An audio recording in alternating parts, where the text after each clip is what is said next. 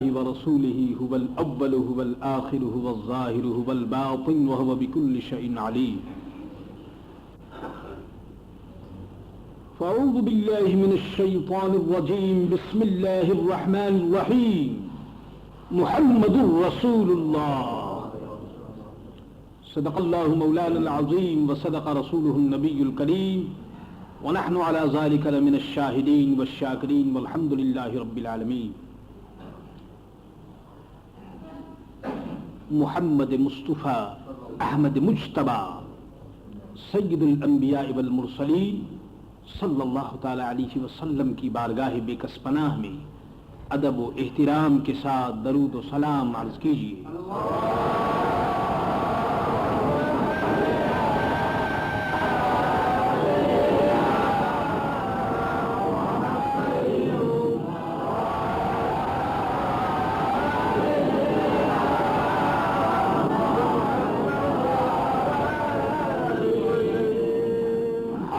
شخص جو اس عقیدے پر یقین رکھتا ہے،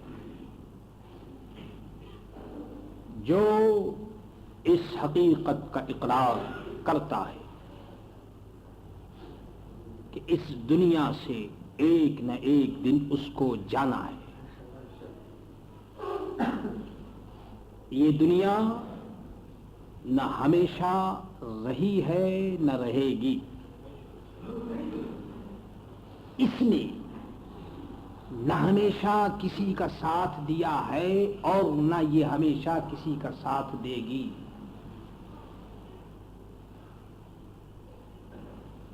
اور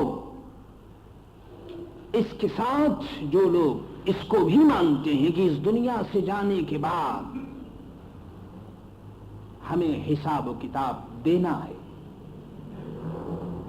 ہمارے اعمال ہمارے سامنے ہوں گے، ہماری اچھائیاں برائیاں ہمارے سامنے آئیں گی، اور جس دن یہ سب کچھ ہوگا اسی دن کا نام قیامت ہے. اسی کو روز محشر اور قیامت کہتے ہیں. اور یہ بھی آپ لوگوں کو معلوم ہے کہ قیامت کا دن بڑا سخت ہوگا. خدا کی قہاری اور جباری کا ظہور ہوگا.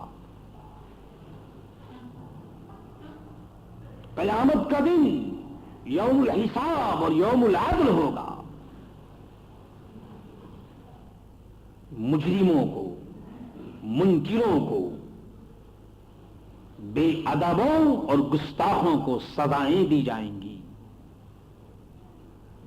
اور لوگ اپنے اپنے اعمال کے اعتبار سے خدا کی بارگاہ سے صلہ پائیں گے. اور یہی آپ کو معلوم ہے کہ وہ دن اتنا سخت ہوگا کہ دنیا کی تمام رشتہ داریاں ختم ہو جائیں گی. جتنے کنیکشن ہیں یہ سب ٹوٹ جائیں گے. باپ بیٹے کو دیکھ کر بھاگ رہا ہوگا، بیٹا اپنے باپ سے آنکھیں بچا رہا ہوگا، ماں اپنی بیٹی سے کترا کر نکل رہی ہوگی، اور بیٹی اپنے ماں کو دیکھ کر سر جھکائے ہوئی ہوگی.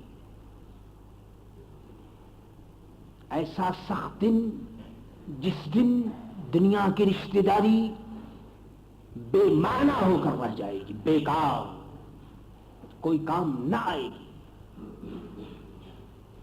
ایسے عالم میں، ایسی پوزیشن میں، ایسے وقت میں اگر کوئی کام آ جائے تو اندازہ کیجئے کہ وہ کتنی بڑی بات ہو.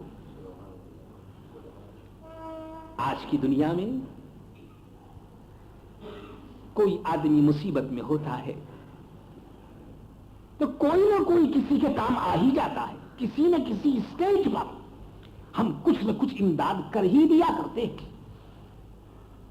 کہیں رشتہ داری کا کنیکشن ہوتا ہے، کہیں گروپ کا سوال ہوتا ہے، کہیں برادری کا سوال ہوتا ہے، کہیں کنٹری اور بلد یعنی خون، رشتہ داری اور ملک کا سوال ہوتا ہے، کہیں ایشین اور یورپین کا سوال ہوتا ہے۔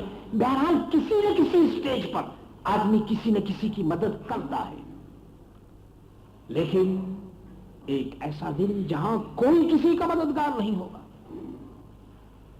اندازہ کیجئے کہ وہ دن کتنا سخت ہوگا۔ اور میں یہ صفائی کے ساتھ عرض کرنا چاہتا ہوں کہ وہ ذات گرامی جن کی ماں کا نام حضرت آمینہ ہے رضی اللہ تعالی عنہا، اور جن کے والد گرامی کا نام حضرت عبداللہ ہے رضی اللہ تعالی عنہ، جو مکہ معظمہ میں پیدا ہوئے، جنہوں نے اپنی نبوت کا اعلان فاران کی چوٹی پر کیا، جن کی نبوت اور رسالت کی کرنسی دونوں جہان پر چل رہی ہے، جن کا عروج مدینہ طیبہ میں ہوا، جو پوری کائنات کے لیے رحمت للعالمین بنا کر بھیجے گئے، جن کا نام نامی اسم گرامی ہے محمد الرسول اللہ۔ یہی وہ ذات گرامی ہے جو اس قیامت کے میدان میں بھی اپنے گنہگاروں کے کام آئے گی۔ جب لوگ ہوپ لیس ہو چکے ہوں گے، امید کا ایک ایک رشتہ ختم ہو چکا ہوگا، ہر آدمی سب کی بارگاہوں میں جا جا کر کے پھر چکا ہوگا، اور عالم یہ ہوگا کہ نفسی نفسی کے علاوہ کوئی دوسری آواز کانوں میں نہیں آ رہی ہوگی۔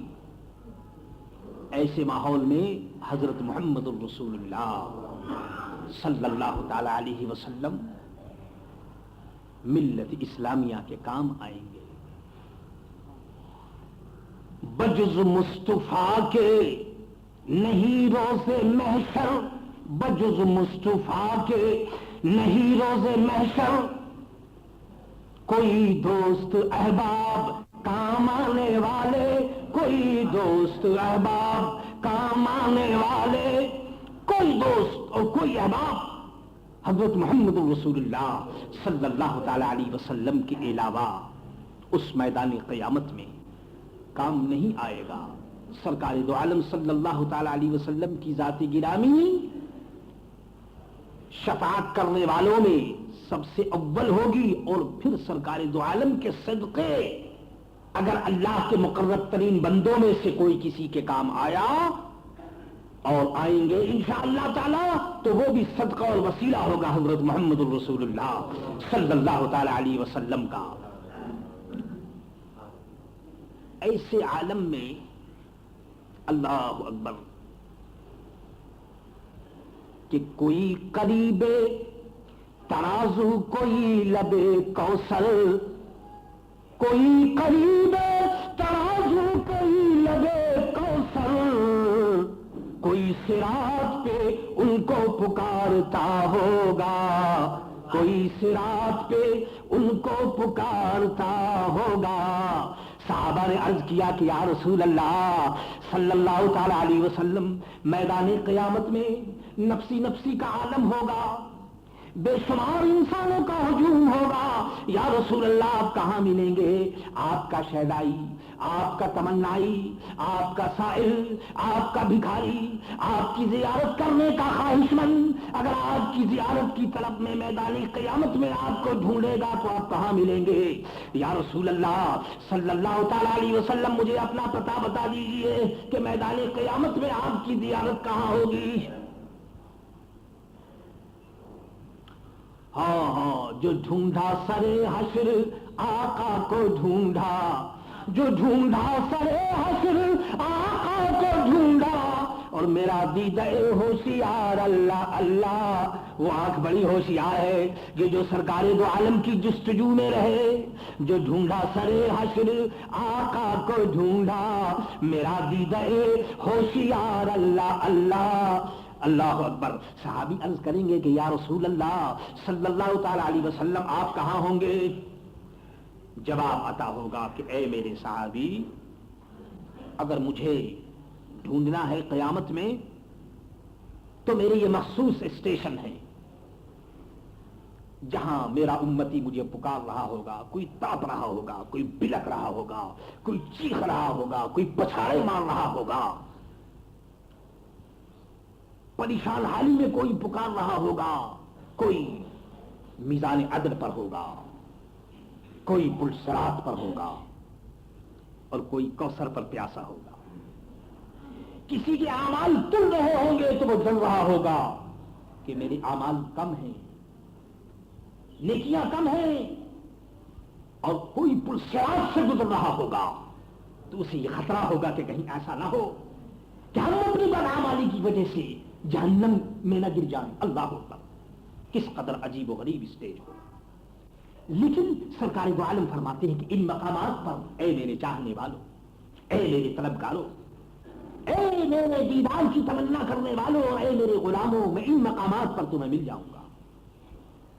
کوئی قریب ترازو، کوئی لبے کوثر، کوئی صراط پہ ان کو پکارتا ہوگا۔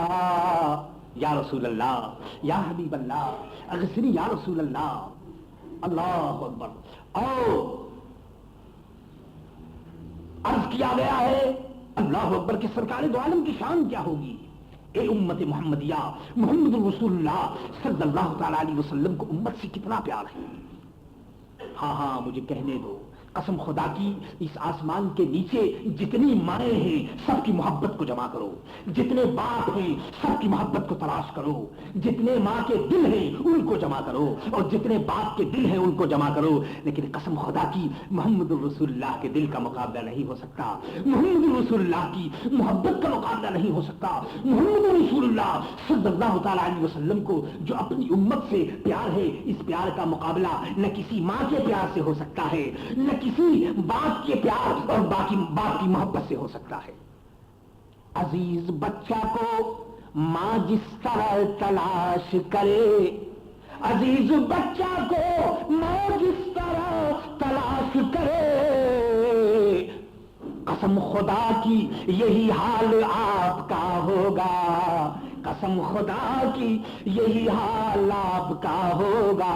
اگر کوئی بچہ اپنی ماں سے بچھڑ جائے تو ماں تلاش کرتی ہے، دہائی دیتی ہے، پچھاڑیں کھاتی ہے اپنے بچے کے لیے، لیکن قیامت کے میدان میں میرے دوستو امت کے لیے سرکار دو عالم کا کیا حال ہوگا۔ عرض کیا گیا ہے کہ عزیز بچہ ماں، عزیز بچے کو ماں جس طرح تلاش کرے، قسم خدا کی یہی حال آپ کا ہوگا۔ کبھی صراط کے اوپر اور کبھی صراط پر کھڑے ہیں اور ادھر سے آواز آئے گی یا رسول اللہ تو میدان عدل پر، اور ادھر کھڑے ہیں اور ادھر سے آواز آئے گی یا رسول اللہ تو پھر میرے دوستو پل صراط کے اوپر، اور کبھی لبے کوثر پر۔ سبحان اللہ، ایک نبی ہے، ایک رسول ہے، ایک محمد رسول اللہ ہے، مگر میرے دوستو سب کے کام آ رہے ہیں، سب کے کام آ رہے ہیں۔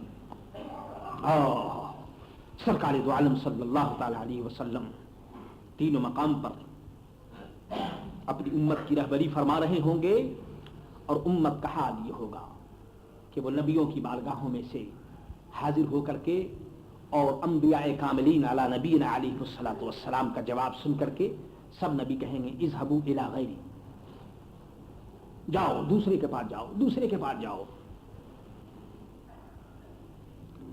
ہاں، لیکن سرکار دو عالم صلی اللہ تعالی علیہ وسلم کے پاس جب یہ امت آئے گی، جب یہ پیاسے آئیں گے، جب یہ بے قرار آئیں گے، پریشان حال آئیں گے، تڑپتے ہوئے بلکتے ہوئے آئیں گے، تو پھر حال کیا ہوگا؟